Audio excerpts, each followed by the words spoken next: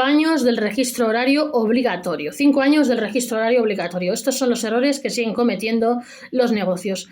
Las sanciones sobre el control horario siguen multiplicándose unos años después. Este mayo se han cumplido 5 años desde que entró en vigor la obligación para los negocios de realizar el registro horario de sus empleados. Sin embargo, las sanciones siguen multiplicándose mientras el Gobierno ha anunciado cambios más restrictivos para los autónomos con asalariados y las empresas.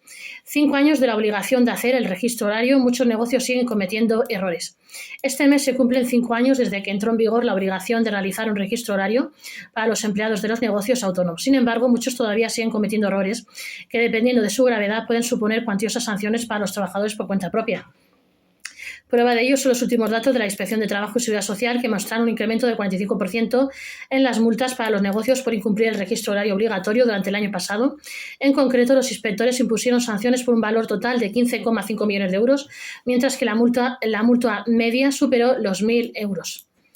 Aunque ante estas cifras, el Ministerio de Trabajo, cuya titular es la vicepresidenta del Gobierno, ha anunciado que está preparando una modificación en la ley que obligaría a todos los autónomos con empleados y negocios a elaborar el registro horario en formato digital, eliminando el papel que todavía muchos usan como formato válido para dejar constancia de las horas de trabajo de sus asalariados.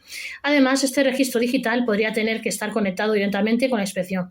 5 años después de su puesta en marcha, diferentes expertos han repasado los requisitos que deben cumplir el registro horario en los negocios, así como las sanciones y la jurisprudencia más importante alrededor de esta obligación.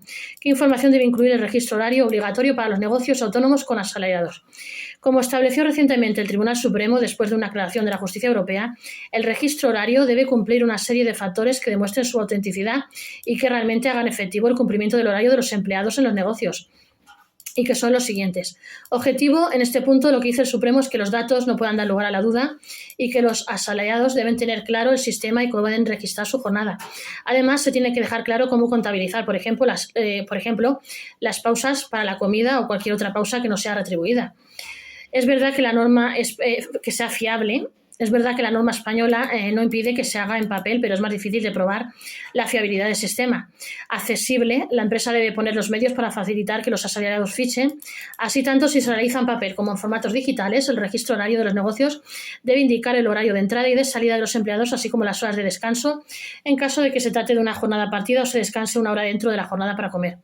Además, los asalariados deben ser responsables de registrar su horario de la forma adecuada, identificándose mediante su firma en caso de que se realice en papel o accediendo con sus credenciales si se hace a través de una aplicación o con un software específico. La justicia ha ido aclarando diferentes aspectos alrededor del registro horario. Además de los requisitos contemplados en la legislación, diferentes tribunales y organismos han ido aclarando algunos aspectos alrededor del registro horario que deben cumplir los negocios, pero también los asalariados. La protección de datos impide a los negocios obligar a fichar con la huella dactilar.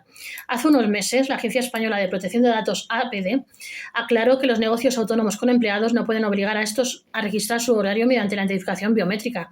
Por ejemplo, a través de un lector de huellas dactilares, un sistema que muchas empresas implementaron en los accesos a sus instalaciones.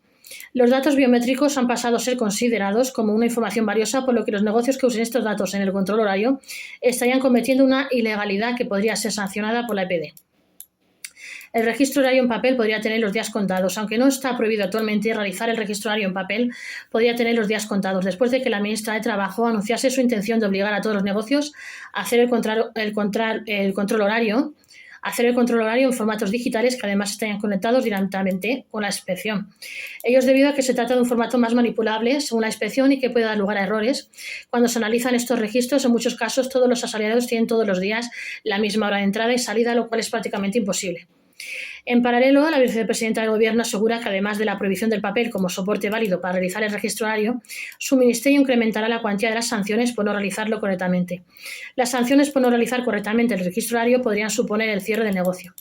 En el apartado de las sanciones, la legislación contempla multas para los autónomos y negocios que incumplan el registro horario, que pueden ir desde los 751 euros hasta los 7.500 euros. Además, varias sentencias judiciales han aclarado que, dependiendo del caso, no realizar el registro o hacerlo mal puede conllevar otras serias consecuencias. Por ejemplo, si se entiende que se han hecho horas extras que no se han abonado o compensado con descansos, el negocio tendría que abonar al asalariado estos periodos de trabajo, una consecuencia aún más gravosa para las empresas. Además, el incumplimiento del registro diario de jornada puede conllevar otras sanciones. Por ejemplo, la Inspección de Trabajo podría entender como incumplidas otras obligaciones laborales. como es el caso, por ejemplo, del derecho a la desconexión digital, según nos valoran. No olvidéis de suscribirse a este vuestro canal Gestor y Gestoría YouTube.